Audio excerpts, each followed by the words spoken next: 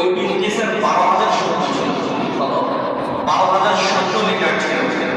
সেনাপতি ছিল 12,000। কত? প্রত্যেক সেনাপতির অধীনে 1 লক্ষ করে সৈন্য ছিল।